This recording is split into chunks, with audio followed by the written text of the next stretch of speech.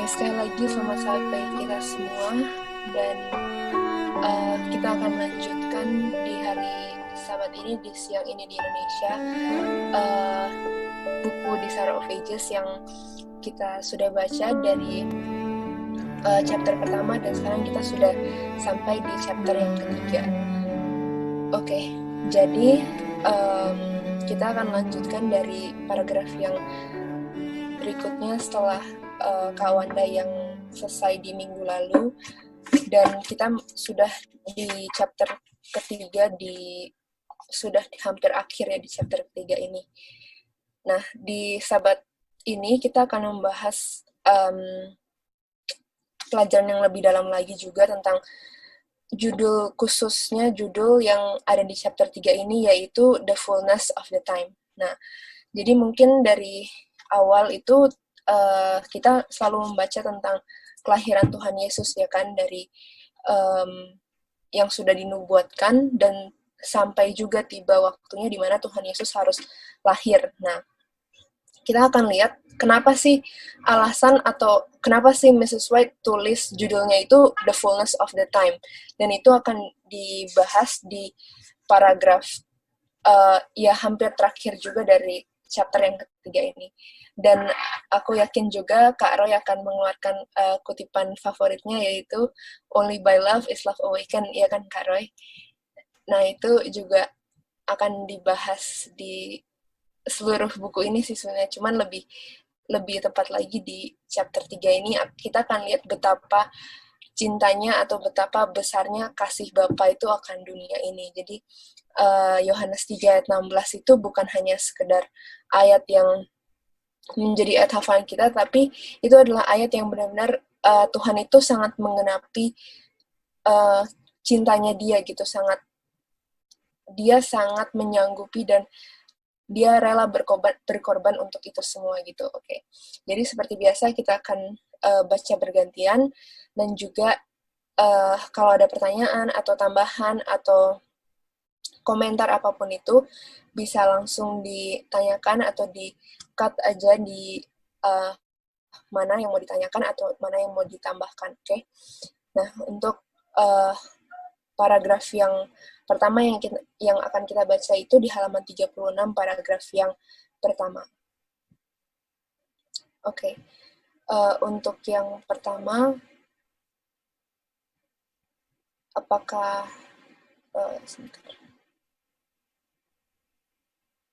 Kak Lali boleh baca?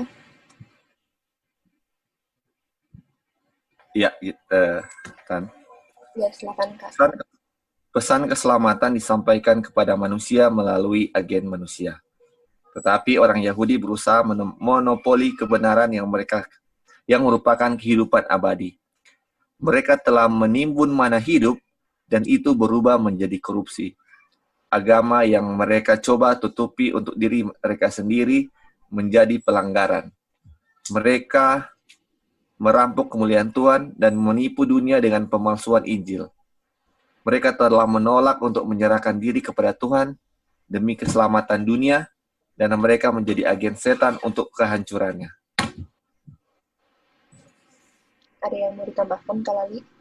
Jadi ini ya, kayak kita sudah belajar sebelumnya, jadi mereka ini karena sudah terima kebenaran, jadi cuma mau kan mereka lah yang benar kan. Jadi ini kayak memonopoli, jadi yang benar cuma saya aja, saya nggak mau orang lain. Makanya kalau ada orang kafir yang ketika pekabaran dikasih ke orang kafir, mereka kan nggak suka kan. Jadi kayak memonopoli, istilahnya mana itu mereka timbun, nggak mau ini bagi. Jadi masih langsung pas ingat mana, kita ingat orang Israel yang kan Tuhan cuma suruh kumpul satu bagian per keluarga, tapi karena mereka rakus, mereka mau timbun dua aja kan. Akhirnya yang mereka timbun itu menjadi busuk. Ini kayak sama juga dengan kehidupan mana hidup atau kerohanian kita, kebenaran yang kita kumpul-kumpulkan dan tidak coba kasih ke orang lain, akan menjadi korup kan, atau menjadi kehancuran, atau menjadi bau busuk juga bagi orang lain. Jadi bukan menjadi berkat, tetapi menjadi bukan berkat bagi orang lain, bagi kita, bukan bagi orang lain saja, tapi bagi kita juga. Jadi bukan jadi penurutan, menjadi apa? Malah menjadi pelanggaran. Ya, mungkin itu aja Tan yang bisa di-share di sini. Iya, jadi lebih ke pesan keselamatannya kan, message of salvation-nya itu yang Iya, diberikan ke seluruh manusia, dan ya itu menjadi kehidupan yang kekal gitu kan, harusnya untuk semua manusia, tapi itu tergantung dari pribadi masing-masing lagi, apakah itu akan menjadi kebenaran yang diterima dan dipraktekkan, atau kebenaran itu justru yang walaupun kita sudah mendengar tapi kita tidak terima akan kebenaran itu gitu. Dan itulah pesan keselamatan yang Tuhan tawarkan juga, dan kenapa Tuhan Yesus datang ke dunia ini juga, karena itulah keselamatan yang mau diberikan atau solusi yang mau diberikan kepada dunia ini kan. Dan kita tahu tuduhan setan dari awal itu adalah selalu bilang bahwa hukum Tuhan itu tidak bisa dituruti gitu, dan dia selalu iri pada atau cemburu pada kedudukan dari Tuhan Yesus sendiri. Dan makanya saat Tuhan Yesus datang ke dunia ini, itu adalah waktu yang sangat ditunggu-tunggu kan berarti, tapi justru umat Tuhan itu tidak sadar kalau juru selamatnya itu sudah tiba, atau sudah inilah waktunya keselamatan itu gitu. Jadi kita akan baca lagi di paragraf berikutnya yang pesan keselamatan itu sangat mengerikan kalau kita tidak terima, dan itu hanya menjadi maksudnya hanya lalu dari kita gitu. Jadi sangat beruntung kalau kita bisa, maksudnya kita terima ini dari awal, dan sudah bertahun-tahun kita dalam kebenaran ini, biarlah kita mempertahankan ini juga gitu. Oke. Kita baca lagi ke paragraf yang berikutnya. Gita boleh baca, Git? Iya, boleh kan. Orang-orang yang dipanggil Bapa untuk menjadi tiang dan dasar kebenaran telah menjadi wakil setan.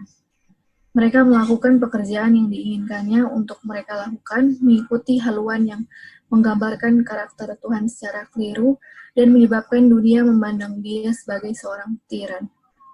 Para imam yang melayani di bait suci telah kehilangan pandangan akan pentingnya pelayanan yang mereka lakukan.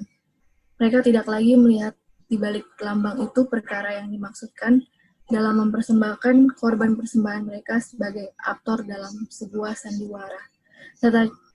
Tata cara yang Tuhan sendiri telah tunjuk dibuat menjadi sarana untuk membutakan pikiran dan mengeraskan hati. Tuhan tidak bisa berbuat apa-apa lagi bagi manusia melalui saluran ini. Seluruh sistem harus disapu bersih. Ya, ada tambahan, Git? Iya, jadi ini juga sudah jelas ya, sambungan dari paragraf yang sebelumnya tadi yang Kalabi juga sudah jelaskan. Jadi bukannya pesan keselamatan itu yang maknanya yang sebenarnya yang diambil, tapi jadinya menganggap diri ini yang sudah tahu segalanya gitu. Jadinya merasa anggap karena sudah menerima terang besar, jadinya sombong kan, sudah tahu semuanya gitu. Makanya dibilang di sini orang-orang yang dipanggil Bapa yang seharusnya menjadi tiang dan dasar kebenaran malah menjadi wakil setan gitu. Jadi bukannya menjadi benar-benar menjadi tiang dan dasar kebenaran, istilahnya menjadi pelaku firman, tapi hanya menjadi pembawa firman atau penerima firman itu saja gitu. Dan di sini juga dibilangkan para imam yang melayani di bait suci telah kehilangan pandangan akan pentingnya pelayanan yang mereka lakukan. Jadi makna dari sebenarnya dari pesan keselamatan yang biasa didengar untuk kita ya sekarang ini, jadinya bukan yang dilihat bukan Tuhan, tapi jadinya diri gitu. Seperti yang paragraf sebelumnya yang kita sudah belajar ya. Jadi di sini bisa diambil adalah biarlah firman yang kita sudah dengar, terang yang begitu besar yang Tuhan kasih kepada kita sebagai orang Advent yang khususnya yang menerima terang paling besar, itu bukan membuat kita menjadi lebih sombong, tapi harusnya lebih rendah hati kan. Semakin mendengar firman harusnya lebih melihat diri, waduh banyak banget gitu, masih kotor gitu, masih banyak dosa yang harus diselesaikan lagi gitu. Karena dengan mendengar firman itu bukan yang tadi kita bilang ya, bukan hanya menjadi pembawa tapi harus menjadi pelaku yang terutama. Itu aja sih kan. Thank you, Tan. Iya, thank you, Git. Nah, jadi ini kan membahas tentang orang-orang di mana yang Tuhan panggil, dan orang-orang ini harus menjadi pilar dan juga dasar dari kebenaran itu kan. Nah, tapi ternyata orang-orang ini di kalimat yang pertama dibilang, ternyata mereka itu sudah menjadi wakil-wakil setan yang tadinya Tuhan itu panggil mereka untuk menjadi umat-umat Tuhan, tapi justru sekarang di zamannya Tuhan Yesus khususnya, mereka sudah menjadi wakil-wakil setan gitu.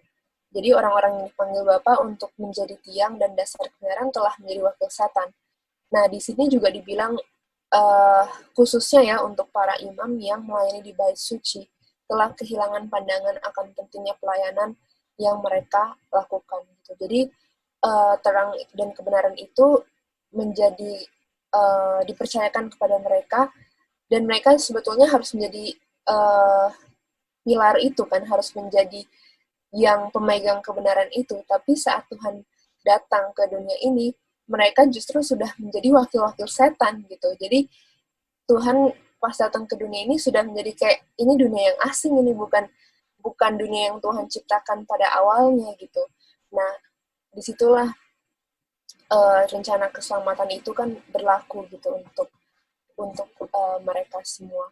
Dan di sini juga dibilang di The Review and Herald Desember 11 tahun 1900, dengarkan suara Bapa melalui Rasul Paulus, kerjakan keselamatanmu sendiri dengan rasa takut dan gemetar, karena Bapalah yang bekerja di dalam kamu baik untuk berkehendak maupun untuk melakukan kesenangan baiknya.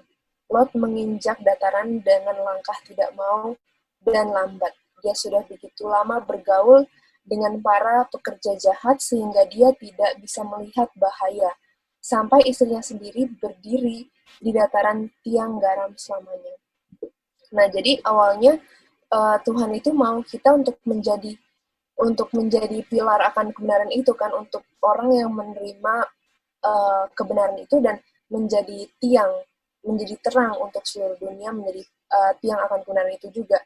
Tapi makanya ada ayat yang bilang, remember Lot's wife, bukan akan dosanya aja, tapi yang kita harus lihat juga, janganlah saat Tuhan pilih pertama kita untuk menjadi pillar of truth, malah sekarang di sini seperti istri Lot itu, dia menjadi a pillar of salt forever gitu. Jadi dia menjadi tiang garam selamanya, karena ya pekabaran itu berarti tidak diterima kan oleh dia. Dan di sini Rasul Paulus bilang, kerjakan keselamatanmu sendiri dengan rasa takut dan gemetar. Artinya keselamatan itu Tuhan sudah berikan, kasih kesempatan untuk kita untuk bisa selamat. Tapi kalau kita tidak work out salvation kita sendiri, atau kita tidak kerjakan keselamatan kita sendiri, maka kita harus ingat akan cerita ini, di mana ini bukan untuk menakut-nakuti kita gitu, tapi ini adalah peringatan yang Alkitab juga berikan kepada kita, dimana kalau Tuhan sudah berikan pada kita pillar of truth, biarlah kita juga terima gitu sebagai umat-umatnya gitu, dimana bisa kita menjadi yang akan kebenaran itu sendiri gitu. Oke. Sampai sini ada yang mau kasih tambahan atau kasih komen atau pertanyaan? Atau enggak kita akan lanjut lagi? Iya, jadi pertanyaan buat kita, aplikasi daripada kejatuhan umat yang terpilih ini, kira-kira apa yang kita sudah baca ya, tapi mungkin jadi penekanan lagi, apa hal-hal yang rambu-rambu atau hal-hal yang sangat berbahaya yang harus kita ingat ya, atau yang menjadi penyebab sebenarnya apa sehingga bangsa Yahudi ini yang terpilih, yang memiliki terang dalam jangkauan mereka, tapi bisa pada akhirnya menjadi justru jadi alat setan untuk mengerjakan kehendak setan. Karena ini sangat applicable sekali buat kita, di mana terang gospel itu sangat jelas ada di jangkauan kita kan, di dalam Alkitab dan Roh Nubuat.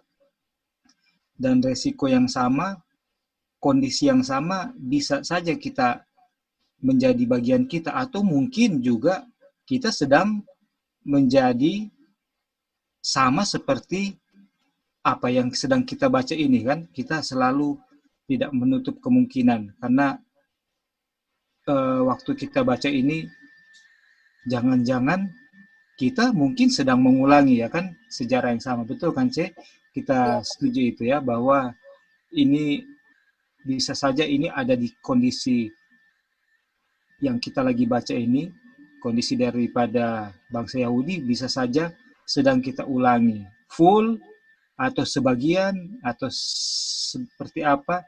Nah, kira-kira apa yang, bukan kira-kira ya, dari teman-teman atau ini apa yang, dan apa yang sangat signifikan atau sangat vital yang yang dosa yang dimiliki oleh bangsa Yahudi ini gitu, sehingga mereka bisa dalam kondisi seperti ini gitu kira-kira. iya. Kalau jawaban dari aku sendiri sih, memang awalnya itu kan bangsa Yahudi itu orang yang dipilih kan, Karoy. Ya sama kayak kita juga sekarang sih, maksudnya mereka kan adalah shadow gitu kan, dan kita lah yang benarnya, yang realnya gitu. Nah, tapi kalau kita lihat kayak Tuhan udah kasih 10 commandments atau 10 perintah itu kan jauh dari sebelum mereka terima di ini kan, di Gunung Sinai kan. Tapi di Gunung Sinai itu di-reconfirm mereka uh, akan perintah itu. Tapi saat di-reconfirm itu, saat mereka juga mengatakan iya mereka mau menuruti, disitulah juga mereka berdosa dan bikin dosa yang golden calf itu kan, mereka bikin patung itu gitu loh. Jadi kalau dulu itu lebih lebih yang lebih ceritanya itu lebih kelihatan kayak mereka lebih ngikut banget gitu dengan kondisi di luar lingkungan mereka. Mereka minta lingkungan sekitarnya ada raja, mereka minta raja gitu. Dan Tuhan itu turuti semua apa yang mereka mau kan. Tapi saat Tuhan datang pun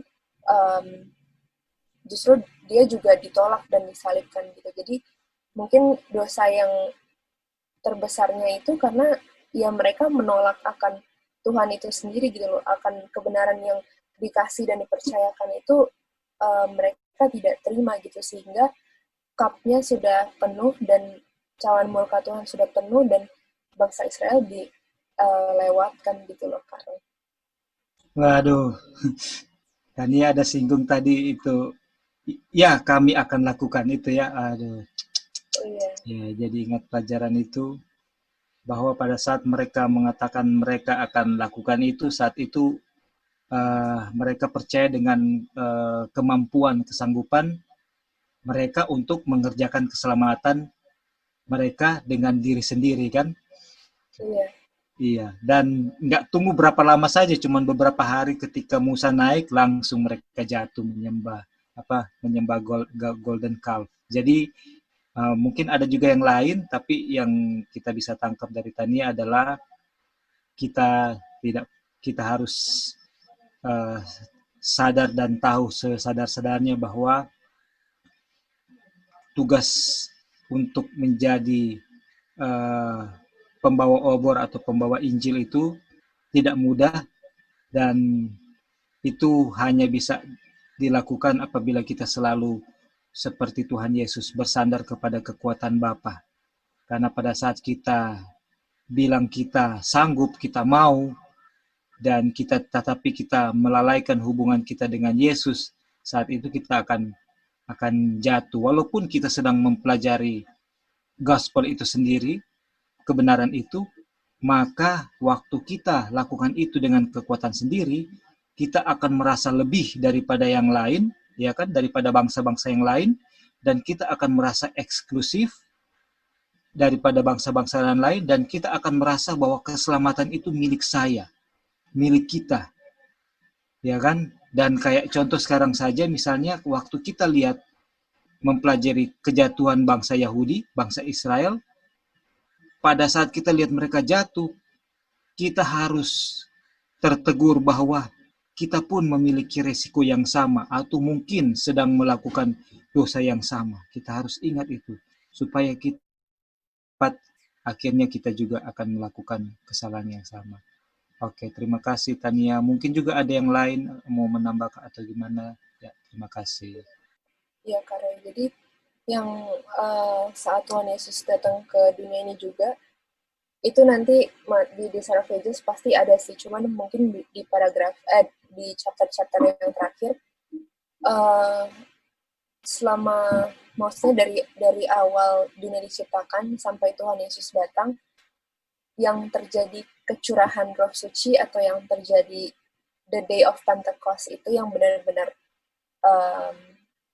terjadi itu kan, dan digenapi itu setelah Tuhan Yesus naik ke surga 40 hari itu kan, setelah dia naik ke surga, lalu 10 hari murid-murid itu berpuasa, berdoa, dan juga melakukan reconcile dan mengakui dosa semuanya satu sama lain gitu.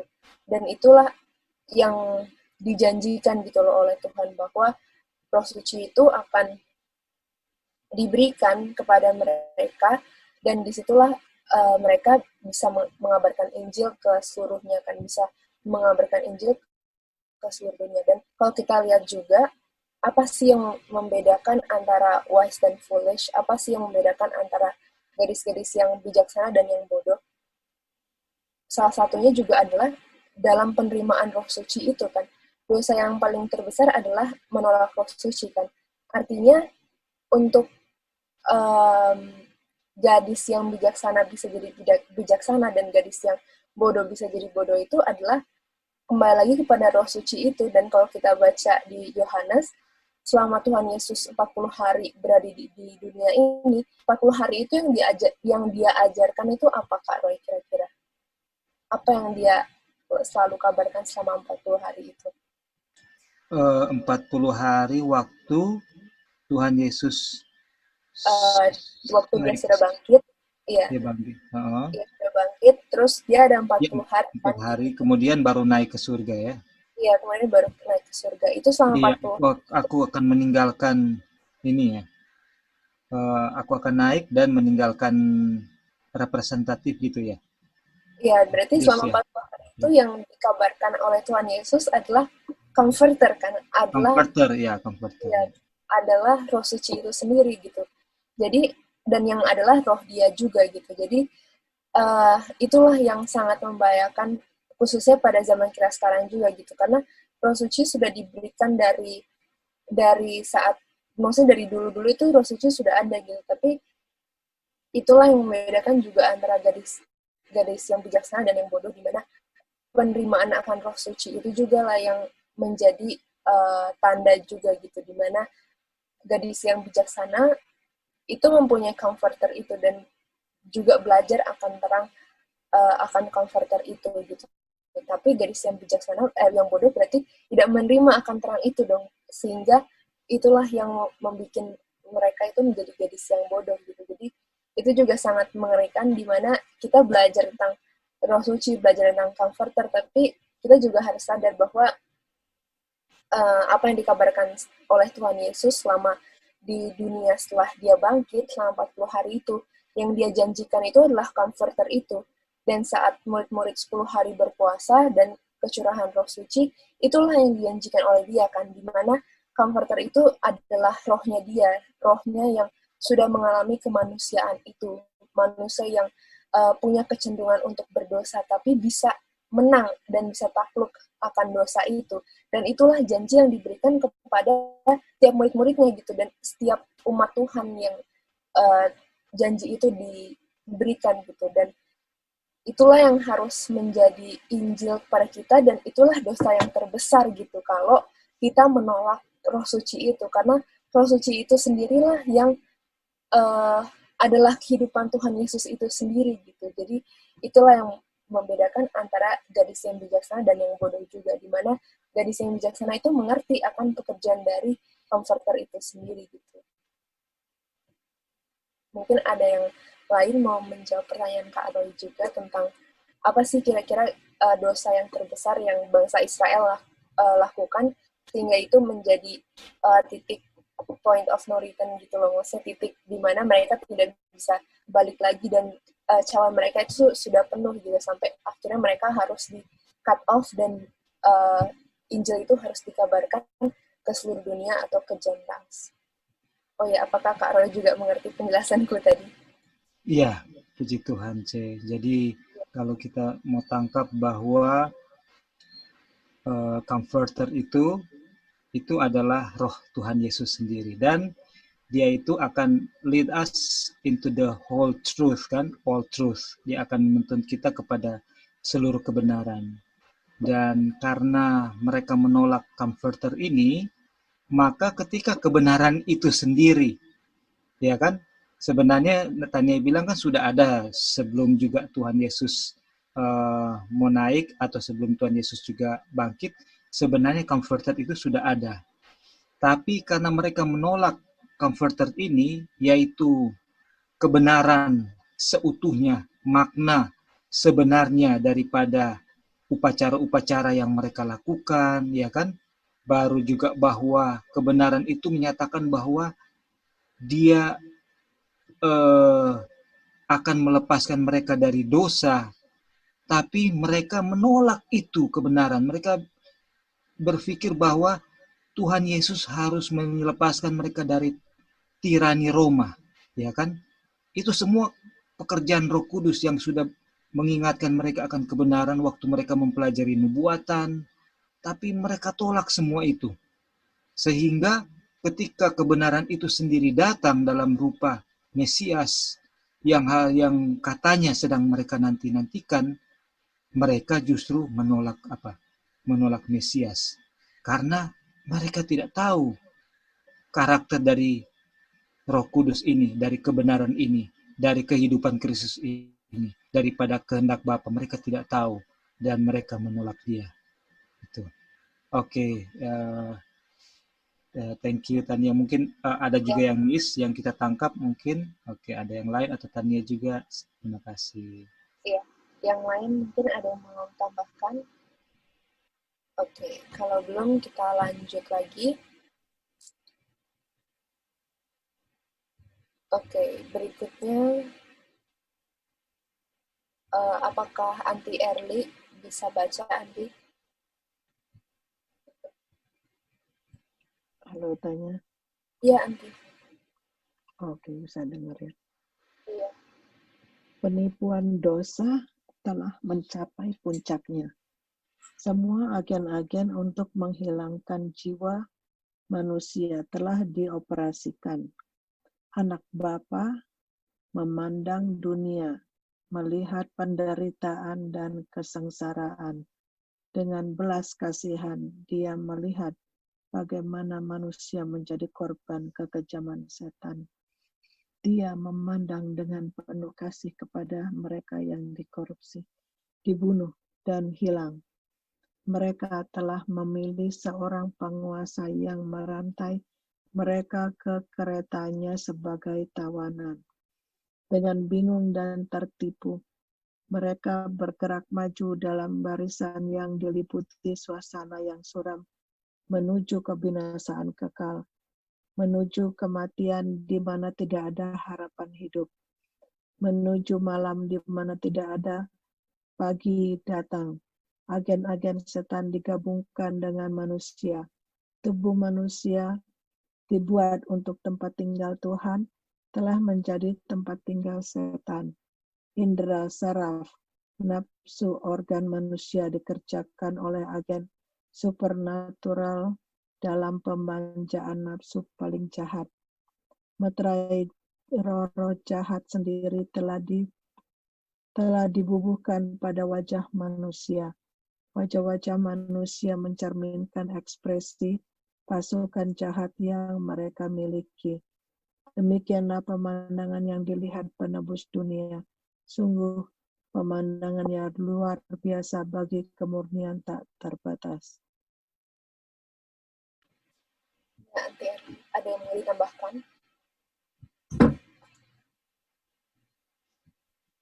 Nggak ada yang ditambahkan, hanya ini menerangkan bahwa bagaimana Tuhan Yesus sebagai anak Bapa melihat manusia sudah dibantai oleh setan, dan yang seharusnya manusia itu dibuat untuk tempat tinggal Tuhan sudah dipakai, sudah diambil oleh setan dan dikuasainya dengan satu roh yang paling jahat.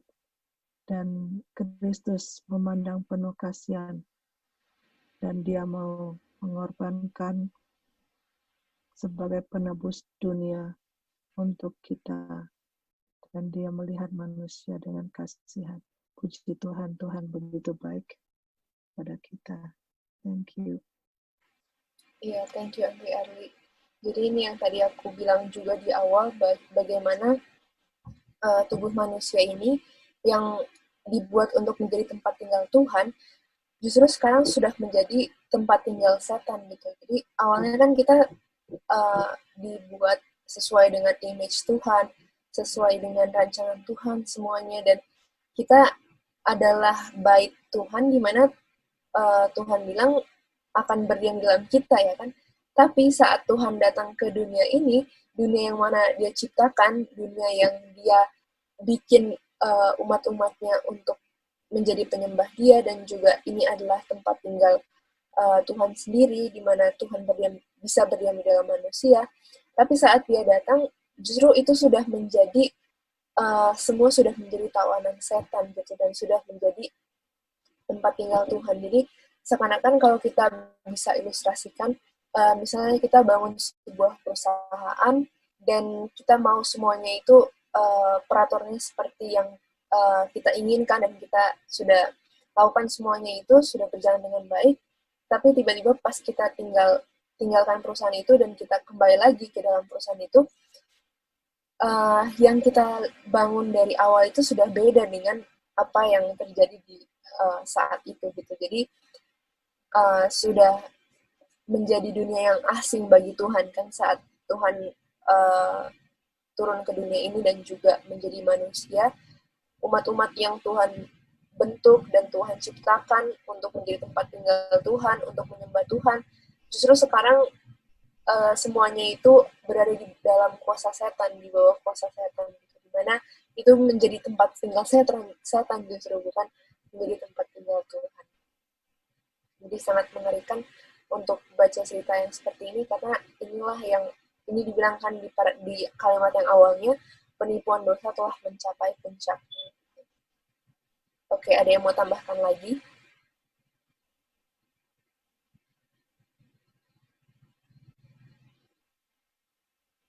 Oke, kalau belum, kita lanjut. Paragraf yang berikutnya, Kak Roy boleh baca.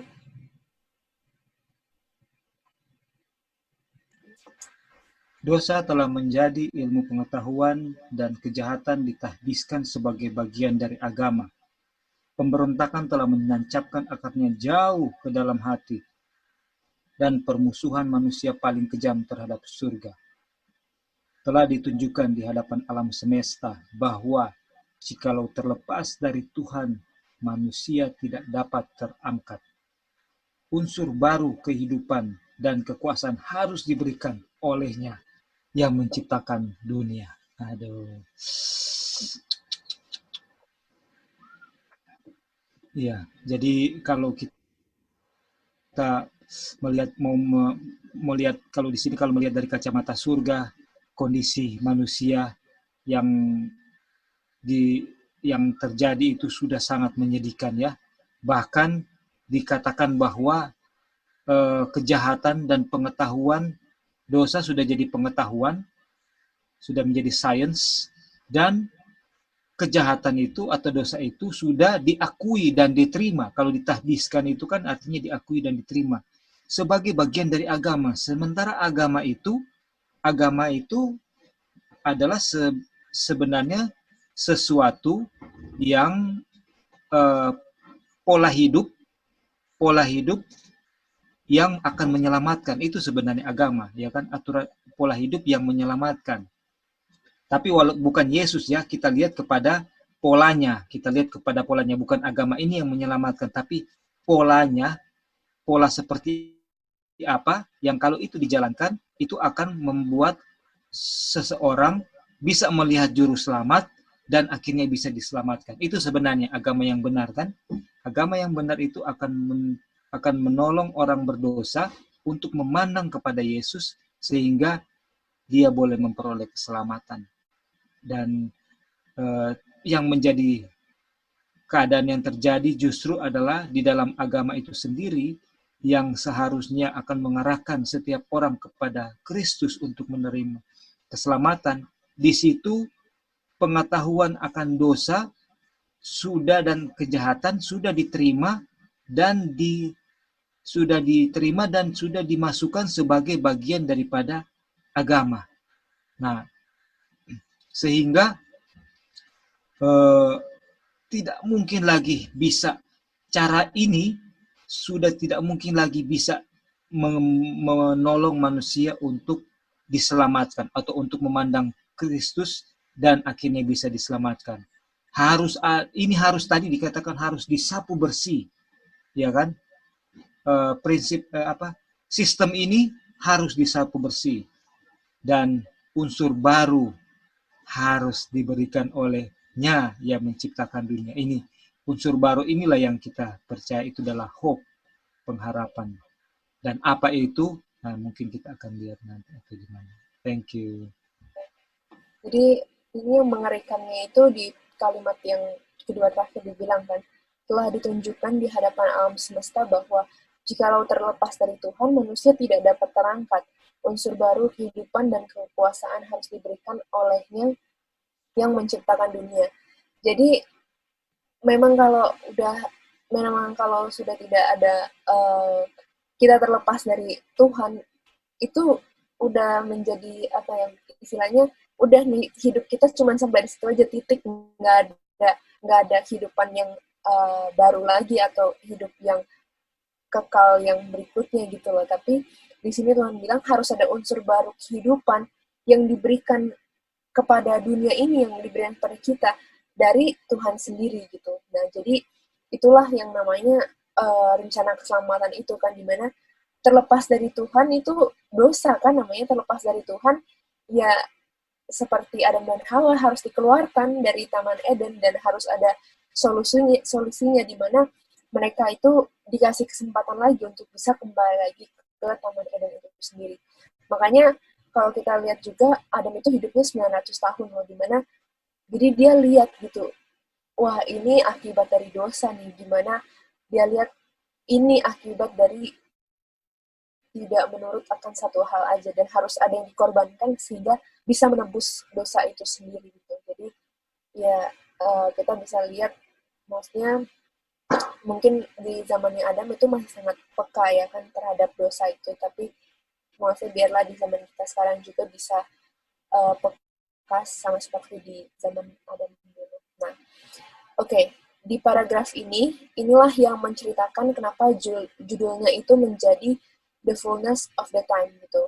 Nah, sebelumnya aku mau tanya terlebih dahulu, kita kan sudah belajar tentang nubuatan, di mana William Miller itu salah menghitung, bukannya tentang ilmu pengetahuan dulu yang kita pelajari, tapi kebenaran sekarang yang kita yakinkan adalah bagaimana dia salah menghitung akan fullness of the year, ya kan? Dimana dia itu harusnya menghitung genap 1 tahun itu. Jadi misalnya aku ulang tahun misalnya nih lahir ada seorang bayi lahir di 4 Juli 2020, berarti dia umur 1 tahunnya atau dia genap 1 tahun, dia full umurnya 1 tahun itu di tahun 2001 dan di tanggal Juli tanggal 4 juga ya kan. Nah, itulah yang dinamakan the fullness of the year, dimana 1 tahun itu lengkap gitu, 1 tahun itu genap, dimana bayi itu berumur 1 tahun. Dan the fullness of the year itu juga menyimbolkan atau dia juga memberitahukan bagaimana tahun itu harus lengkap, tahun nubuatan itu harus genap pada waktunya dan seperti itu gitu. Jadi di William Miller itu pas pertamanya ngitungnya itu akan terjadi spring ya kan. Padahal kalau kita mau lihat fullness of the year itu harus terjadinya di fall gitu. Jadi kenapa harus terjadi di fall? Karena itu kita kembali lagi ke nubuatan di awalnya yaitu 2300 di mana awalnya itu mulainya di fall bukan mulainya di spring gitu. Oke. Nah, jadi semua sudah mengerti tentang the fullness of the year ya kan. Nah, judul ini adalah the fullness of the time. Berarti genap dari waktunya. Nah, waktu apa yang dipelajari di di chapter ini? Kira-kira waktu apa the fullness of the time? Waktu apa yang akan menjadi genap gitu? Waktu apa yang menjadi genap sehingga apa yang akan terjadi ketika waktu itu sudah genap gitu. Nah, jadi itulah yang akan kita pelajari di paragraf ini, di mana arti dari the fullness of the time atau the fullness of the year itu artinya genap waktu itu akan terjadi, di mana sudah sampai di titik itu mencapai kegenapan seluruhnya gitu. Seperti fullness of the year itu artinya 12 bulan sudah tercapai dan sudah genap 12 bulan ya kan. Nah, sekarang apa sih artinya the fullness of the time atau apa waktu yang akan tergenapi, apa waktu yang akan menjadi genap ketika event ini terjadi atau ketika rencana ini terjadi gitu. Oke. Paragraf yang berikutnya apakah ada Sister Wanda, Kak Roy? Bisa baca? Ada sis. Ya, silakan Sister. Dengan minat yang kuat, dunia yang tidak hancur telah menyaksikan untuk melihat Yehova bangkit dan menyapu bersih penduduk bumi. Dan jika Tuhan melakukan ini, setan siap untuk melaksanakan rencananya, guna memperoleh bagi dirinya sendiri sumpah setia makhluk surgawi. Dia telah menyatakan bahwa prinsip-prinsip pemerintah Tuhan membuat pengampunan menjadi mustahil. Seandainya dunia dihancurkan, dia akan mengklaim bahwa tuduhannya terbukti benar. Dia siap untuk menyalahkan Tuhan dan menyebarkan pemberontakannya ke dunia di atas. Tetapi bukannya menghancurkan dunia, Bapa mengutus anaknya untuk menyelamatkannya. Meskipun korupsi dan pembangkangan mungkin terlihat di setiap bagian wilayah asing, cara untuk pemulihannya disediakan. Pada saat krisis, ketika setan tampak akan menang, anak Bapa datang membawa rahmat ilahi. Melalui setiap zaman, setiap jam, cinta Tuhan telah dilakukan terhadap ras yang jatuh. Terlepas dari kesesatan manusia, tanda-tanda belas kasihan harus ditampilkan. Dan ketika sudah genap waktunya, Tuhan dimuliakan dengan mencurahkan ke dunia ini banjir rahmat penyembuhan yang tidak pernah dihalangi atau ditarik sampai bencana keselamatan harus dipenuhi. Ada yang mau ditambahkan, Sister? Ya, jadi di sini kita sudah belajar ya sebelum-sebelumnya memang usaha-usaha setan untuk buat supaya Tuhan ini benci ya umat-umat orang-orang di dunia ya. Setan bikin supaya mereka benar-benar tidak tertarik dengan hal-hal surgawi, mereka malah dibuat segala macam supaya makin berdosa dan makin berdosa. Dan tujuan setan satu-satunya adalah supaya Tuhan jadi benci ya sama kita gitu. Dan kalau Tuhan jadi tidak suka sama kita, dia tahu kan Tuhan mau datang kan, dia tahu. Dan kalau Tuhan sudah benci dengan kita, Tuhan tidak jadi datang dan dunia ini akan jadi milik dia dan dia akan menang. Dan dia buat segala macam cara agar supaya kita semua manusia, orang itu tidak menyukai akan merasa bahwa oh ya saya sudah berdosa, saya sudah tidak bisa lagi untuk bebas dari dosa ini. Jadi kalau kita baca sebelum-sebelumnya juga dibilang bahwa memang inilah yang karena sudah dekat sekali, jadi setan bikin supaya orang-orang semua tidak siap dan membuat supaya Tuhan tidak jadi datang. Tetapi sebaliknya Tuhan tidak lakukan itu, malah Bapa tetap mengutus anaknya untuk datang ke dunia karena kasihnya kepada kita semua. Bayangkan hanya satu jiwa saja berdosa Tuhan akan datang, apalagi seisi dunia ini sudah berdosa kan. Jadi dan dibilang juga di kutipan sebelumnya yang kita baca bahwa tidak mungkin Tuhan mau balas kejahatan dengan kejahatan kan, tapi Dia akan yang akan membuat sesuatu menarik adalah Tuhan datang dengan menyatakan betapa Dia sangat mengasihi kita semua, makanya Dia datang, dan bukan seperti cara setan yang bikin semuanya serba jahat dan kejam, dan hanya dengan makanya kan temanya kan only by love is love awakened. Jadi hanya dengan kasih Bapa, maka manusia akan lihat, aduh, ternyata saya ini sudah berdosa, tetapi Bapa dan Anak masih mengasihi saya, tetap mengasihi saya, dan disitulah saya akan dibangkitkan rasa untuk mengasihi Tuhan kita. Itulah cara Tuhan, cara Bapa. Terima kasih, sis. Ya, terima kasih Fernanda. Jadi, nah inilah di paragraf ini yang tadi aku bilang kan, only by love is love awaken itu dijelaskan lebih jelas lagi di paragraf ini gitu. Bagaimana yang aku bilang juga tadi di awal, bahwa tujuan setan itu awalnya adalah untuk membuat hukum Bapa itu tidak bisa atau mustahil bisa dituruti ya kan. Dan di paragraf ini juga dibilang dia telah menyatakan bahwa prinsip-prinsip pemerintahan Bapa membuat pengampunan itu menjadi mustahil. Nah, jadi sekarang kasusnya adalah sebelum ada kejatuhan di dunia ini, setan sudah mengklaim itu kan bahwa hukum Bapa itu mustahil untuk dituruti.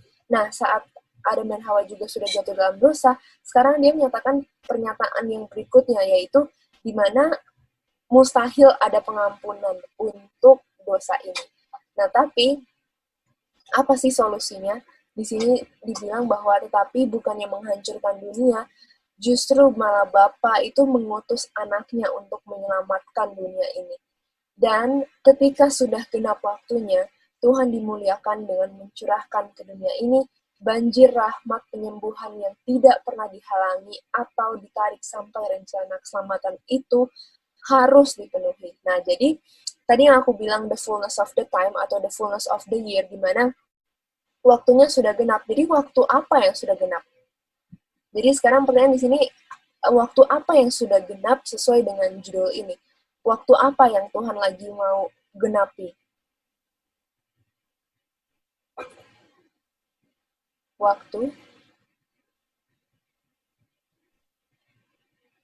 Waktu dari rencana keselamatan itu sendiri ya kan. Berarti bukannya dari awal itu Tuhan tidak mau menyelamatkan manusia, tapi rencana itu sudah ada ya kan. Nah, dengan tuduhan setan yang bilang bahwa pengampunan itu mustahil diadakan, Tuhan itu seakan-akan kayak bilang, tunggu aja waktunya dan itu akan terjadi. Dan itulah yang dinamakan oleh the fullness of the time, di mana ketika waktunya itu sudah genap, maka rencana keselamatan itu akan dipenuhi dan tidak ada yang bisa menghalangi atau tidak ada yang bisa menarik dari rencana keselamatan itu sendiri. Karena rencana keselamatan itu adalah rahmat yang harus, atau itu adalah mercy atau healing grace yang Tuhan berikan kepada kita ya kan. Dan itu adalah rencana yang harus dipenuhi. Dan saat waktunya sudah dipenuhi, disitulah dibilang sudah genap waktunya. Jadi sekarang kita mengerti kenapa judulnya dibilang the fullness of the time, yang mengartikan bahwa genap waktunya, genap di mana rencana keselamatan itu harus dipenuhi. Dan harus dipenuhinya itu adalah apa ikannya? Adalah saat Bapa itu mengutus anaknya untuk menyelamatkan dunia ini. Dan kapan waktu itu sudah genap? Ya saat Tuhan itu datang ke dalam dunia ini dan dia disalibkan, dan itulah waktu rencana keselamatan di mana penebusan itu menjadi mungkin, dan tuduhan setan itu salah bahwa pengampunan itu menjadi mustahil itu salah, dan Tuhan datang ke dunia ini untuk menyelamatkan kita dan menyatakan bahwa pengampunan itu adalah hal yang bisa dilakukan. Dan disitulah genap waktunya di mana rencana keselamatan itu harus dipenuhi. Dan rencana keselamatan itulah yang menjadi waktu yang genap gitu. Jadi waktu yang genap adalah bukan saat sebelum Tuhan Yesus datang, tapi waktu yang genap itu adalah di mana rencana keselamatan itu terpenuhi dan nubuatan-nubuatan itu semua terjadi di saat Tuhan Yesus itu datang. Jadi sampai di sini, apakah ada tambahan tentang paragraf Ya, ini? C. Jadi Ya, kan dikatakan di sini, tetapi bukannya menghancurkan dunia, Bapa mengutus anaknya untuk menyelamatkannya. Jadi ketika sudah genap, maka Bapa mencurahkan rahmatnya, kan ini dikatakan di bawah, dia mencurahkan rahmatnya, anak Bapa datang membawa rahmat ilahi. Jadi tanpa penjelmaan Tuhan Yesus sebagai anak Maria yang lahir di Bethlehem, dan dari dia lahir sampai dia dibawa ke salib, sampai mati di kayu salib, tanpa itu maka tidak ada pengampunan. Iya kan? Pengampunan itu bisa terjadi karena bukan saja pada saat Tuhan Yesus lahir, bukan saja pada saat Tuhan Yesus dibaptiskan, bukan saja pada saat Tuhan Yesus 40 hari berpuasa 40 hari dan menang, tapi paketnya mulai dia lahir, ketika jam di sorga berbunyi, sampai Tuhan Yesus menjalani dia punya kehidupan, sampai dia harus mati di kayu salib.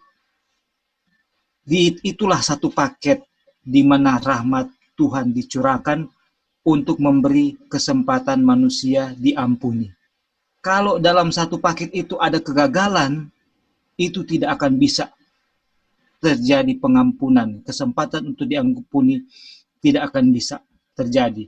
Kalau Tuhan Yesus jatuh dalam pencobaan, waktu 40 hari dia berpuasa dan setan datang menguji dia dengan sangat sengit. Ya kan? Kalau saja Tuhan Yesus gagal di situ. Tapi kalaupun Tuhan Yesus menang di situ, tapi pada saat di Getsemani, dia menolak untuk meminum cawan itu, maka juga pengampunan tidak akan bisa kita alami. Dan kalaupun dia sudah menang di situ, tapi waktu sudah mau disalib, diolok-olok, dan dia punya kemampuan untuk tinggalkan salib pada saat itu karena ada kuasa yang dia bisa panggil secara tiba-tiba. Makanya sebenarnya ujian Tuhan Yesus jauh lebih besar dari kita. Kenapa?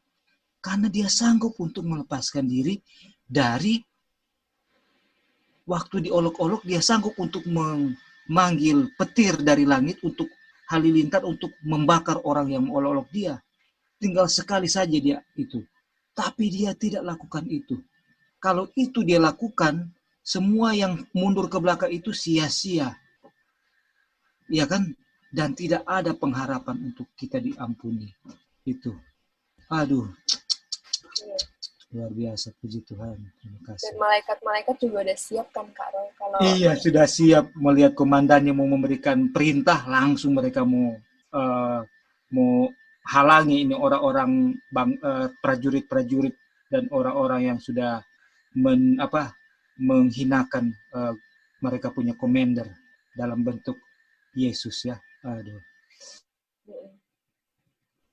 Dan di sini juga dibilang meskipun korupsi dan pembangkangan mungkin terlihat di setiap bagian wilayah asing, cara untuk pemulihannya disediakan. Nah, tadi kan aku bilang juga bagaimana ini adalah dunia yang Tuhan ciptakan loh dari awalnya, dan Tuhan ciptakan kita sesuai dengan image of Tuhan kan. Tuhan mau kita menjadi keabahnya dia gitu. Tapi saat Tuhan datang ke sini, justru ini adalah wilayah yang asing bagi dia gitu.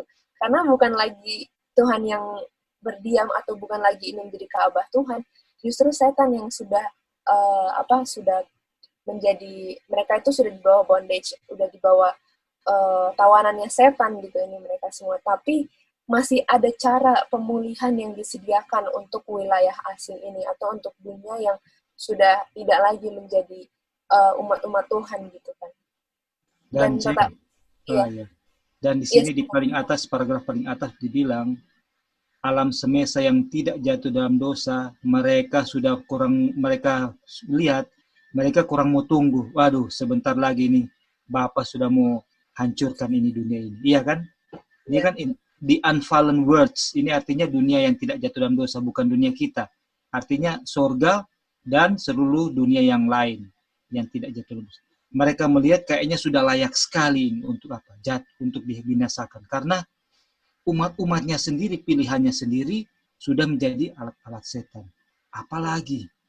Tapi justru saat itulah the fullness of time berbunyi. Teng, itu kan? Teng, dia bilang kan, artinya dimulai dengan situ, dimulai dengan itu.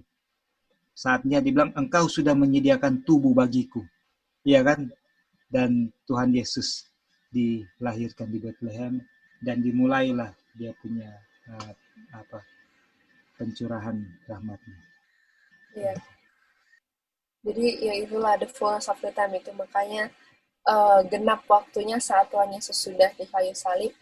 Itulah titik yang menjadi rencana keselamatan itu lengkap semuanya dan tidak bisa lagi dihalangi atau ditarik gitu. Dan di kayu salib itu juga kan Kak Roy, di mana setan itu udah nggak ada kesempatan lagi untuk isinya sampai keluar dari dunia ini kan, hanya setelah di kayu salib dia hanya bisa ada di dunia ini kan, dan tidak bisa kemana-mana lagi gitu. Kenapa? Karena ya udah lengkap semua rencana keselamatan dan tidak bisa lagi untuk dihalangi atau dia mencoba untuk menggoda yang lainnya, itu sudah tidak bisa lagi. Gitu. Iya betul. Karena apa yang dia tuduhkan kepada pemerintahan Bapa, di situ sudah terbongkar, terbuka nyata-nyata bahwa itu salah. Karena Tuhan juga kan the great controversy ini bukan hanya antara manusia, tapi seluruh alam semesta, betul kan? Yang dimulai dari surga.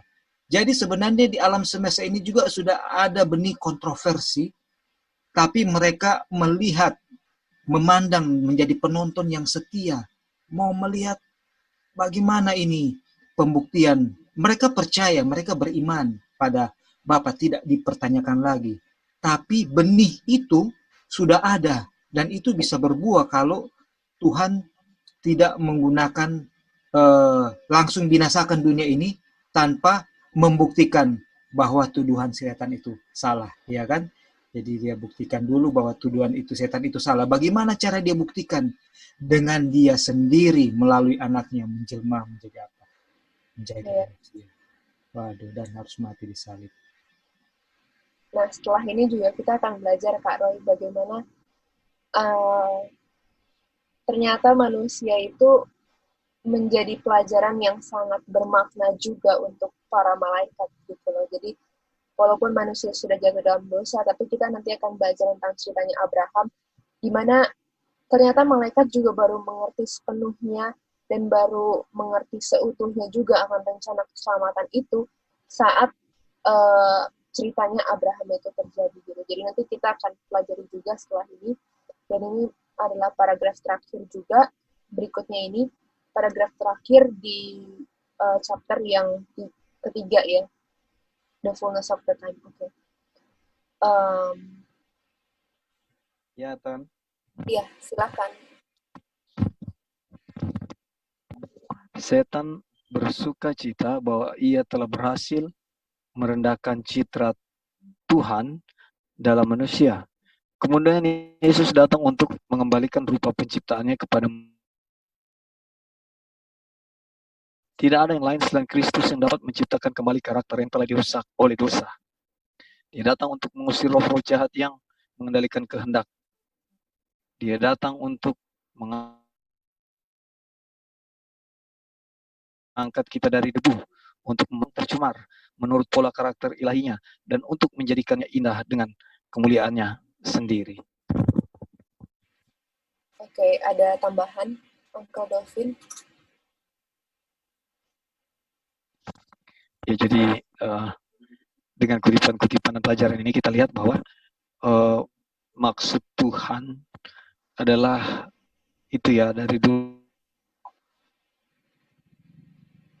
sebelum kita bahas tentang Tuhan itu penuh cinta kepada manusia, nah kita lihat ini di kutipan ini bahwa dia punya maksud yang luar biasa untuk kita, dan rencana keselamatan dia mau jalankan, dia mau kembalikan image ilahi yang ada pada manusia dulu yang telah hilang karena dosa, dia mau kembalikan saat ini dan sedang memiliki karakternya kembali. Ini hal-hal yang luar biasa yang kita bisa lihat dari proses kehidupan kita sehari-hari. Cinta kasih Tuhan tiada berkesudahan ya. Jadi semua ini dilakukan untuk mau membantah tuduhan setan bahwa Tuhan itu jahat. Ya, jadi setan bersukacita bahwa ia telah berhasil merendahkan citra Bapa dalam manusia. Itu adalah maksudnya itu adalah memang lingkungan yang berarti setan mau untuk ciptakan, ya kan, dia mau, itu adalah tujuan dia gitu, mengapa dia berontak di surga gitu. Dan ketika diturunkan ke dunia ini, dan saat Adam dan Hawa jatuh dalam dosa pun, dia merasa bahwa itu menjadi suatu hal yang keberhasilan dia gitu. Tapi saat rencana penebusan ini terjadi, disitulah juga dia bisa menyadarikan bahwa bagaimana betapa cintanya Tuhan akan dunia ini, dan bagaimana Bapa itu mengirimkan anaknya yang tunggal gitu untuk menyelamatkan kita, dan itu adalah rencana penebusan yang lengkap dan tidak bisa dia ganggu gugat lagi gitu. Oke. Nah, berikutnya kita akan baca di sini. Ini adalah tambahan sedikit singkat untuk bagaimana sih kasih Bapa akan dunia ini, dan bagaimana rencana penebusan itu bisa lengkap dan bisa genap sih di dalam penggenapannya gitu. Bagaimana ini semua bisa terjadi dan apa sih pelajaran yang bisa diambil dari sini gitu. Nah, oke. Untuk ayat yang pertama ini, di sini dibilang, ia yang tidak menyayangkan anaknya sendiri, tetapi yang menyerahkannya bagi kita semua, bagaimanakah mungkin ia tidak mengaruniakan segala sesuatu kepada kita bersama-sama dengan dia? Nah, jadi di Roma 8 ayat 32 ini dibilang, ia ini siapa di sini? Ia ini siapa yang tidak menyayangkan anaknya sendiri? Ia ini siapa? Boleh ada yang jawab? Bapa. Iya, betul. Jadi ia ini adalah Bapa kan, Kak Roy? Di mana dia tidak menyayangkan anaknya sendiri. Sebetulnya apa sih ayat yang sama ini juga yang kita tahu dan yang sudah dihafali dari dulu sampai sekarang juga, Yohanes 3 ayat 16 ya kan, bagaimana Bapa itu sangat mencintai anaknya dan tapi dia memberikan itu kepada dunia. Nah, di sini dibilang ia tidak menyayangkan anaknya sendiri. Jadi cintanya Bapa itu sudah penuh sekali terhadap anaknya, sampai dia itu harus tidak menyayangi anaknya ini dan diberikan ini anaknya kepada dunia gitu.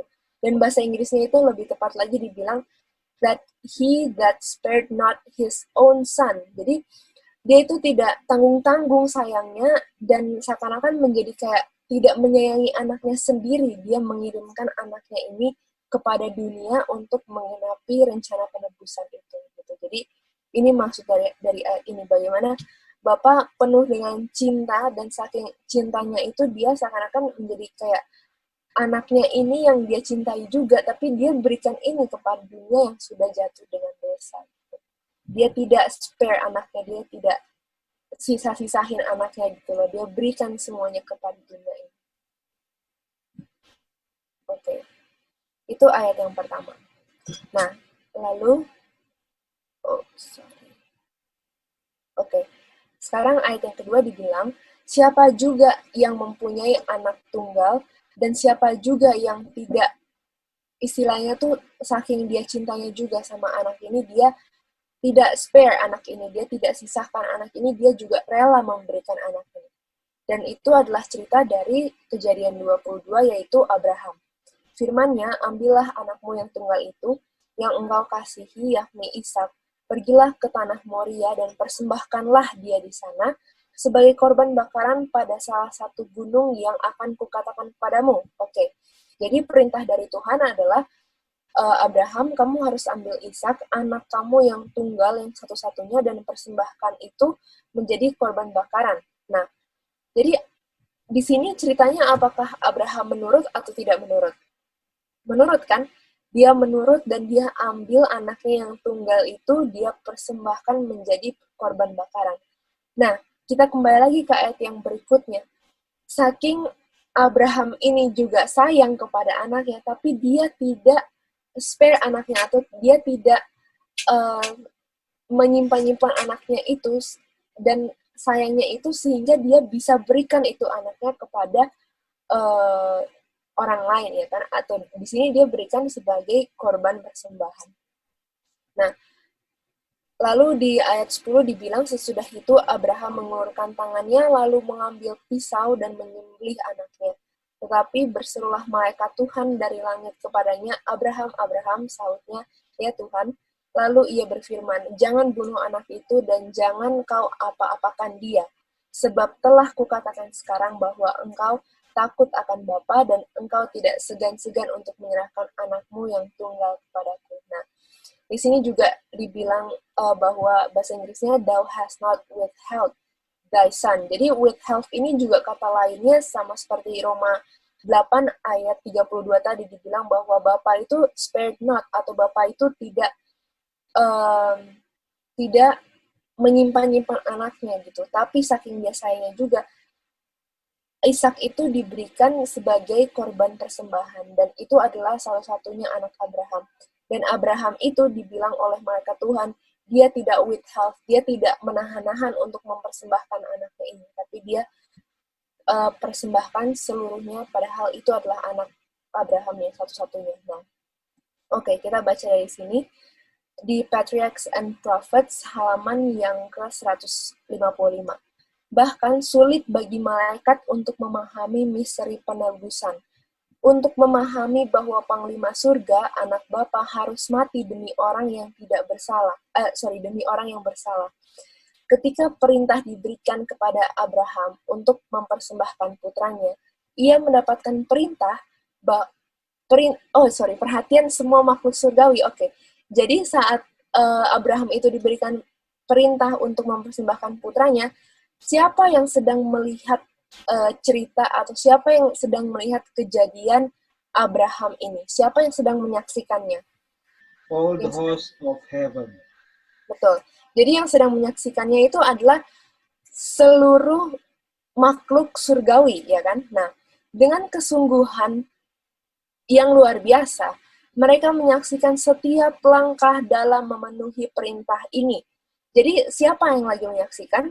Yang lagi menyaksikan adalah semua makhluk surgawi. Dan semua makhluk surgawi ini dengan kesungguhan yang luar biasa, dengan intense earnestness. Jadi dengan kesungguh-sungguhan yang sangat luar biasa nih, mereka lagi lihat perintah demi perintah itu Abraham turuti nih. Jadi tiap langkah itu diperhatikan oleh seluruh makhluk surgawi. Ketika Ishak bertanya, di mana domba untuk korban bakaran? Dan ketika Abraham menjawab, Bapa akan menyediakan anak domba kepada dirinya sendiri. Jadi saat Ishak itu bertanya, di mana korban bakaran itu, Bapak? Dan Abraham itu bertanya, ya Tuhan akan sediakan, ya kan?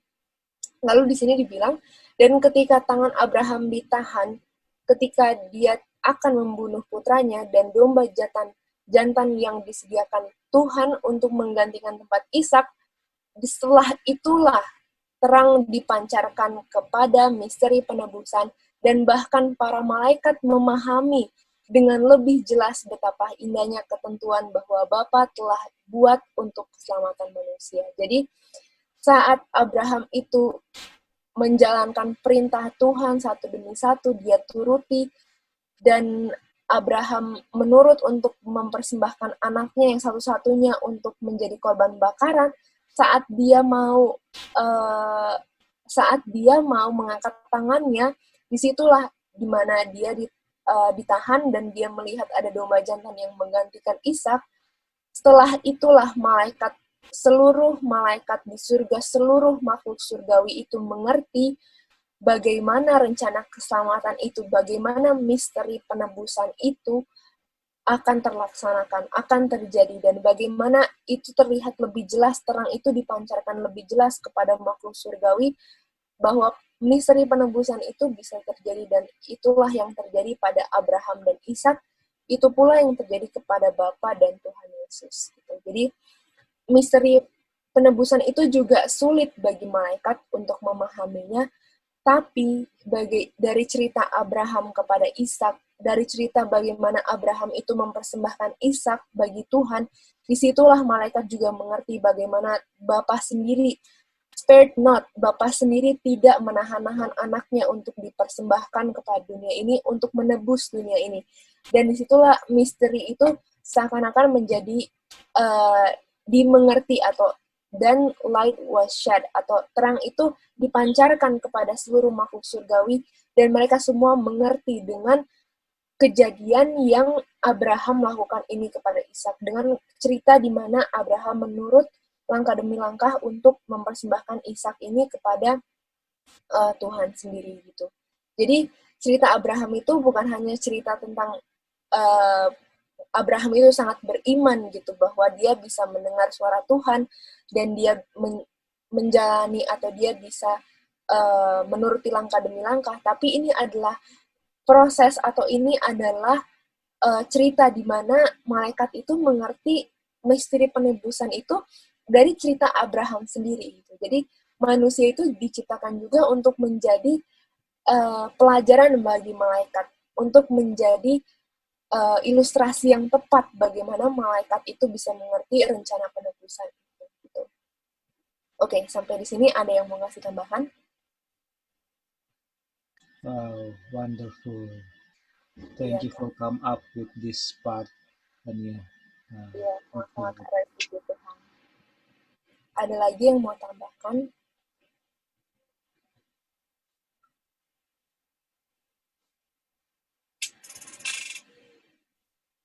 Oke, kalau belum ada yang mau tambahkan, nah kita akan belajar sedikit lagi tentang His handiwork, atau Christ object lesson yang Tuhan berikan juga kepada malaikat. Kalau tadi kan itu adalah pelajaran untuk malaikat, bagaimana itu adalah misteri penebusan, ya kan? Itu adalah pelajaran di mana malaikat tuh bisa mengerti akan misteri ini dengan ceritanya Abraham. Nah, sekarang apalagi yang Christ object lesson, atau apalagi yang object lesson yang Tuhan mau berikan kepada malaikat? Tadi kita sudah mengerti satu, dan kita akan, aku yakin yang ini juga semuanya sudah mengerti. Nah, di ayat yang pertama dibilang bahwa langit menceritakan kemuliaan Bapa dan cakrawala memberitakan pekerjaan tangannya. Jadi, dari ayat ini kita bisa mengerti bagaimana pekerjaan tangan Tuhan atau His handiwork itu dinyatakan atau ada di dalam firmament atau di dalam langit, ya kan? Jadi, Tuhan itu bisa kita lihat pekerjaannya itu di dalam hasil ciptaan Dia, ya kan? Oke, lanjut. Tetapi bertanyalah kepada binatang, maka engkau akan diberinya pengajaran. Kepada burung di udara, maka engkau akan diberinya keterangan. Atau bertuturlah kepada bumi, maka engkau akan diberinya pengajaran. Bahkan ikan di laut akan menceritakan kepadamu. Jadi, kalau kita mau belajar tentang Tuhan, kalau kita mau belajar tentang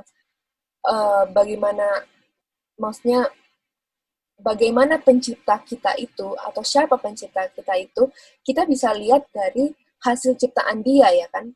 His handiwork itu artinya hasil kerja tangannya Dia.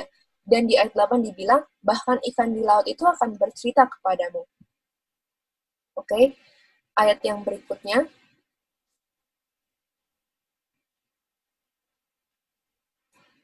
Oke.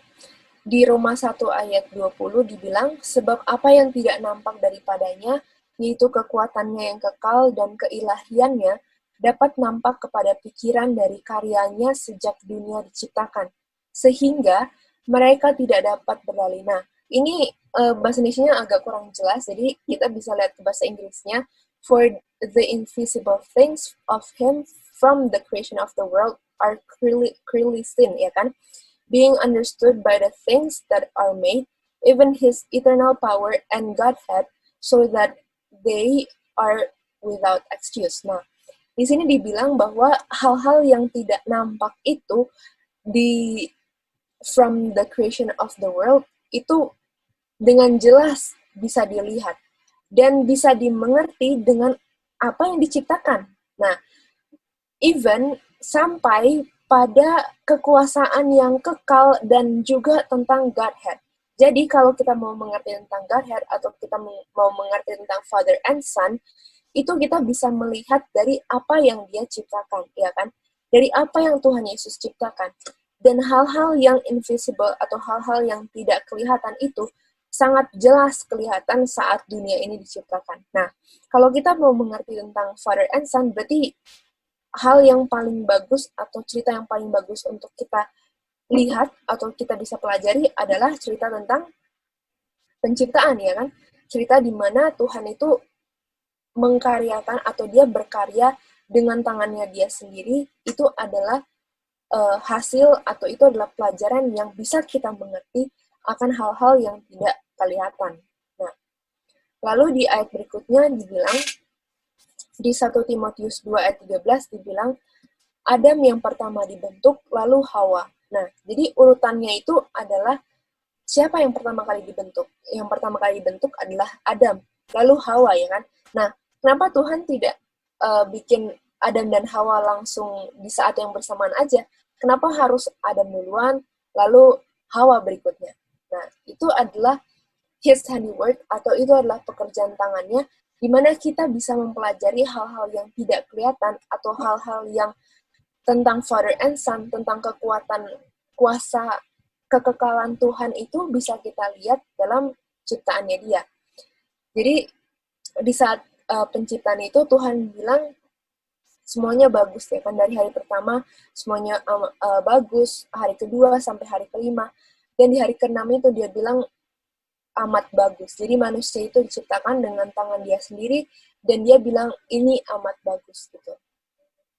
Nah, ini adalah hierarki juga yang kita bisa pelajari di 1 Korintus 11 ayat 3 dibilang, tetapi aku mau supaya kamu mengetahui hal ini, yaitu kepala dari tiap laki-laki ialah Kristus, kepala dari perempuan ialah laki-laki, dan kepala dari Kristus ialah Bapa. Nah, jadi urutannya adalah apa? Bapa, Kristus, Kristus manusia, terus manusia itu juga adalah, laki-laki juga adalah kepala dari perempuan atau ya dari wanita, ya kan? Nah, ini yang dinamakan dengan cascading relationship atau relationship yang derajatnya turun dan turun gitu. Nah, yang pertama yang paling tinggi itu adalah father. Jadi kita belajar secara hierarki atau kita belajar secara kepemimpinan yang paling tinggi itu adalah Bapa. Father itu yang paling tinggi. Lalu father itu adalah kepala dari Kristus, ya kan, dari anak. Dan kepala dari Kristus itu mengepalai juga Adam. Dan Adam itu adalah kepala dari Hawa gitu. Jadi itu adalah cascading, di mana itu adalah relationship yang terbentuk antara manusia dengan Kristus dan Kristus dengan Bapa gitu. Jadi Bapa itu adalah kepala, lalu juga Tuhan Yesus itu adalah kepala, Adam itu juga adalah kepala. Nah, Adam dan Hawa itu tidak diciptakan dalam waktu yang bersamaan, ya kan? Kenapa harus Adam duluan diciptakan, lalu baru Hawa yang diciptakan berikutnya gitu. Nah, itu adalah pelajaran yang Tuhan mau berikan juga. Nah, tapi di ayat yang ini kita bisa lihat bagaimana itu adalah relationship yang cascading, dan paling awal dan paling tingginya itu adalah Bapa, atau hierarki yang tertinggi itu adalah Bapa. Nah, lalu di sini dibilang, sebab laki-laki tidak berasal dari perempuan, tetapi perempuan berasal dari laki-laki. Dan laki-laki tidak diciptakan karena perempuan, tetapi perempuan diciptakan karena laki-laki. Sebab itu, perempuan harus memakai tanda wibawa di kepalanya karena para malaikat. Nah, jadi ini adalah ayat yang membuktikan, atau ini adalah ayat yang menjelaskan lebih jelas lagi bagaimana cascading relationship itu tadi, bahwa Bapa itu adalah kepala dari Kristus, dan Kristus itu adalah kepala dari Adam, dan Adam itu adalah kepala dari Hawa. Itu adalah relationship yang dibangun dan diciptakan, karena itu adalah pelajaran untuk malaikat juga. Oke? Jadi, kenapa Adam itu diciptakan lebih dulu daripada Hawa? Itu menceritakan juga bagaimana Bapa itu adalah kepala dari Kristus.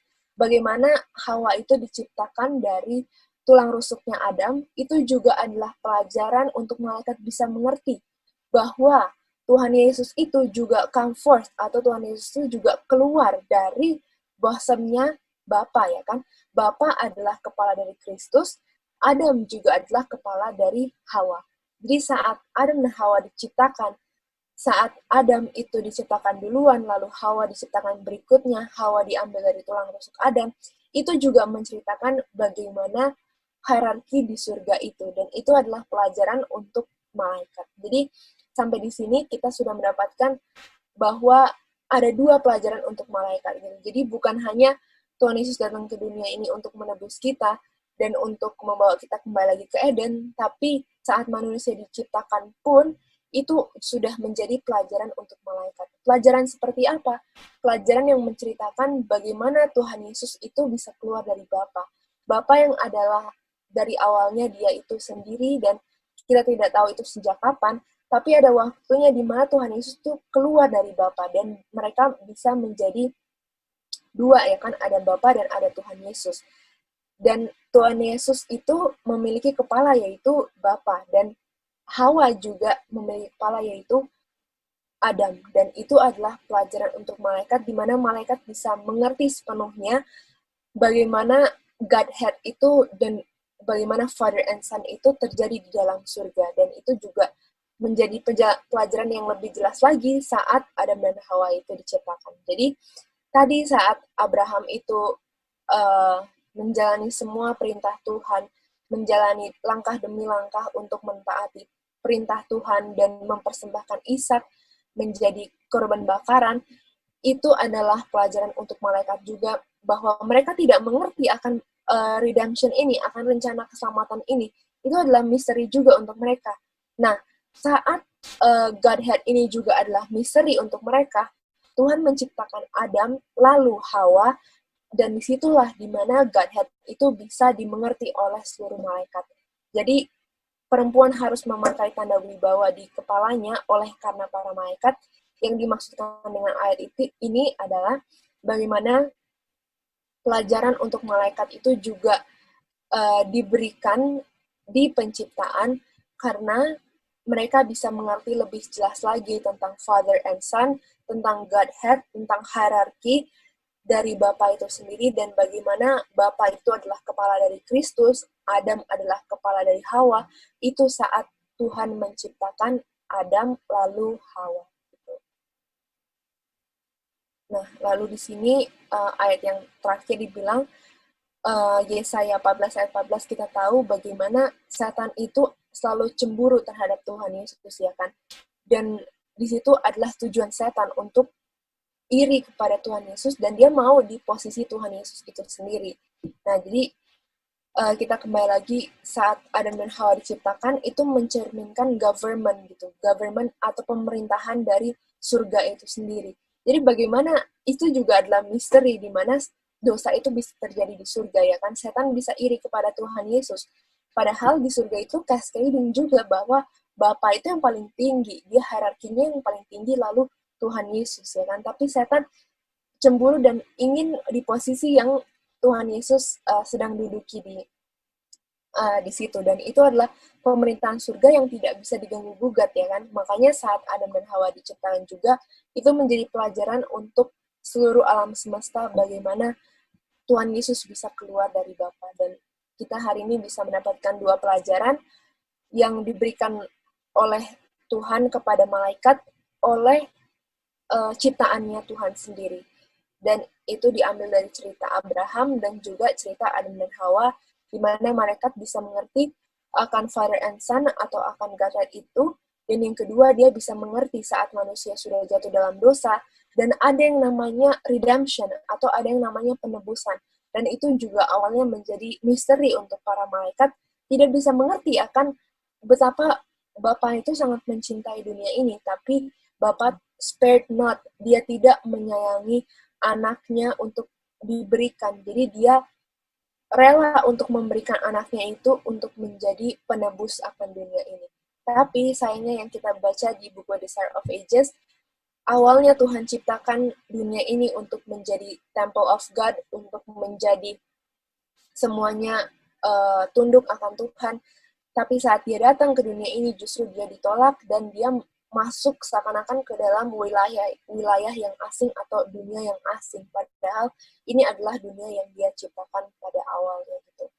Jadi untuk sahabat hari ini kita akan selesai sampai di sini saja.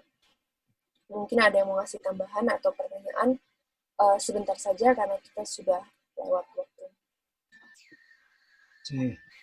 Iya, Kak Ren. Waktu malaikat menawarkan diri untuk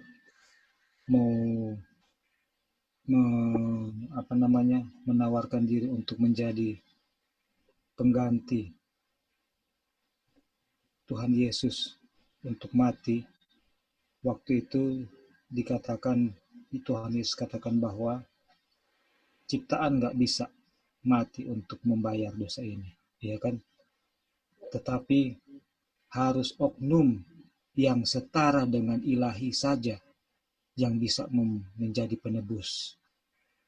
Dan di situ pelajaran ini juga menunjukkan malaikat ini bisa melihat bahwa Tuhan Yesus juga adalah ilahi itu sendiri, iya kan? Karena dia eksersomai daripada Bapa. Jadi di sini mereka bisa terima. Mereka tahu bahwa Mikael atau Tuhan Yesus itu juga ilahi karena eksersomai dari Bapa dan posisinya sama di bawah daripada kepalanya adalah Bapa. Itu menunjukkan bahwa Bapa yang kepala, tapi yang mau kita angkat di sini malaikat mengerti bahwa Tuhan Yesus itu ilahi dan hanya Dia yang bisa, tidak boleh digantikan oleh malaikat. Terus kemudian kedua, pelajarannya adalah yang kita bisa lihat betapa kejinya dosa. Karena apa? Karena untuk menebus dosa, membayar harga daripada dosa-dosa kita, itu harus dibayar oleh keilahian sendiri. Iya kan? Oleh Yesus sendiri. Jadi di situ disalib, Roh Nubuat bilang bahwa keilahian kasih dan keadilan bercium-ciuman. Kenapa? Karena kasih Bapa, maka Bapa mau menyelamatkan manusia. Tapi apa bayarannya? Bayarannya adalah harus dia bayar dengan anaknya sendiri. Jadi tidak stop sampai dikasih Tuhan, tapi kita bisa melihat bahwa di bawah bayang salib Kristus, kita bisa melihat betapa kejinya dosa, dan hatred for sin baru muncul dengan memandang salib Kristus. Puji Tuhan. Jadi apa yang terang bilang ini? Memang sudah luar biasa terang punya Tuhan ini. Kiranya ini boleh menggugah orang punya hati ya, orang punya kekerasan hati untuk mau menyerahkan segala sesuatu, spare not. Karena Tuhan juga spare not, kita juga harus spare not untuk merespons sebagai ungkapan kasih kita kepada Tuhan. Thank you, puji Tuhan, puji Tuhan. Ya, thank you, Kak Roy. Ada lagi yang mau kasih tambahan?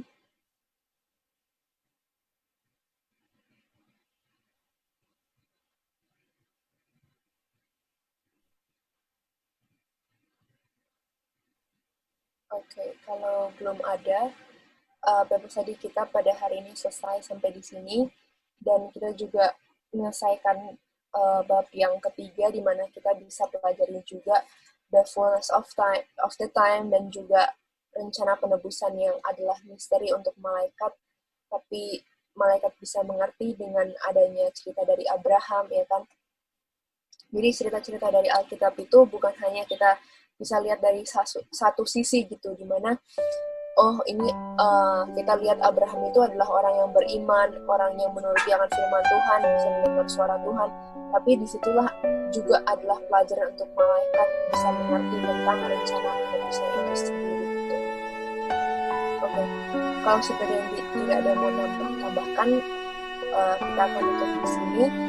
Dan terima kasih semuanya sudah berpartisipasi. Biarlah ini menjadi pujian untuk nama Tuhan. Dan aku akan kembalikan kepada Kak Nur.